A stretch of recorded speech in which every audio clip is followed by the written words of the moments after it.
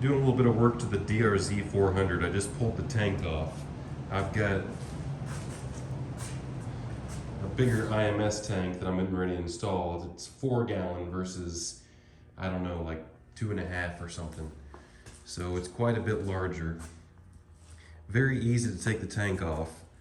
You just have a couple of bolts down here on either side of the radiator. You gotta take the seat off, which requires a couple of bolts on either side of the seat, and then it slides out and up. Go ahead and take your grommets out. You got a couple 10 millimeters right here, and then the tank comes off. But first, you have to get your fuel line off. So the carburetor is over here, and that's one reason why I have to do a bigger tank on this bike, because I don't have enough money to afford that fancy fuel injection stuff that gets better fuel economy.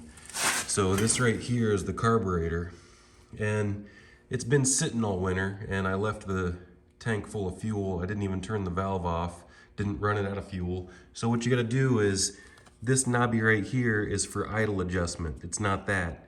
It's this screw right here on the very bottom of the carburetor float bowl. And if you'll notice, it is a Phillips, but it looks like someone's already been jacking with it sometime in its past, maybe, because this bike is not brand new. It's 7 years old. So we're just gonna skip the screwdriver. Actually, I think I already cracked it loose. I did. So this is what this valve is for, to drain the carburetor float bowl. And theoretically, if you didn't let it sit for too long, all you have to do is drain the fuel out of the carburetor float bowl and put fresh fuel in there. But if you let it sit for multiple years, sometimes not even more than 1 year, you can get clogged carburetor jets, especially on a 2-stroke with the oil mixed with the gas. And then you have to take sometimes this carburetor all the way out, but sometimes you can just take the float bowl off down enough and then unscrew the jets, clean them out, screw the jets back in, screw the carburetor bowl back on.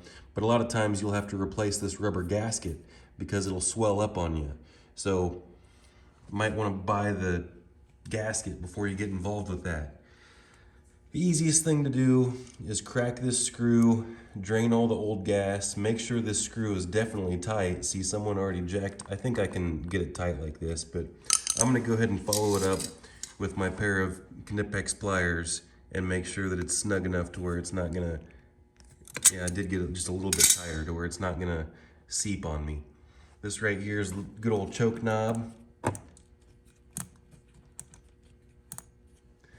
All right, let's see if this tank fits. That might be continuation on a video. Actually, I'm just gonna make this one video, and to clarify, you do not need to remove the tank, but I can show you things better with the tank removed. You can get to this with everything still installed. This should be a very easy thing that every biker should know about on carbureted engines. Until next time, subscribe to Naptown Tuner. So before I went and posted this, I decided I should explain a little bit further. If you leave the fuel valve open, then the carburetor is vented. So there's going to be some evaporation happening from the carburetor, and then more and more fuel is going to keep on trickling into the bowl, and then it's not going to have a complete turnover rate. Whatever's in there is going to turn into stale fuel. It's going to lose its volatility because gas is organic, kind of like milk.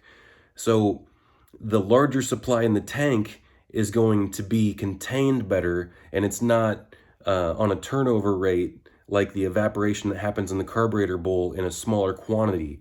So most of the time, you can just drain the carburetor bowl and then let some fresh, I say fresh, but a lot of times, even if the gas is 6 months or more old, it's still fresh enough to start the engine, even though I would fully recommend draining the gas tank completely. It's just more of an inconvenience sometimes. So the first thing I would try is to completely drain the carburetor bowl and then refill it with the gas from the fuel tank. And if it doesn't crank like that, then you could drain all the fuel. You could get kind of silly and try to start it with carb cleaner or some other stuff and get it going, and then mix the bad fuel with fresh fuel. You could do all kinds of crazy things, but nothing that you can spray inside the inlet of the carburetor is going to clean or make the gas fresh again. Sometimes the gas is so bad that you don't want to run nasty, stale, crummy gas through the carburetor because it could clog things up. Hopefully you have a fuel filter on whatever motorcycle or ATV or lawnmower or whatever you're running on your carbureted engine. So I could talk more about all this kind of stuff, but that's enough for this video. Hopefully you understand.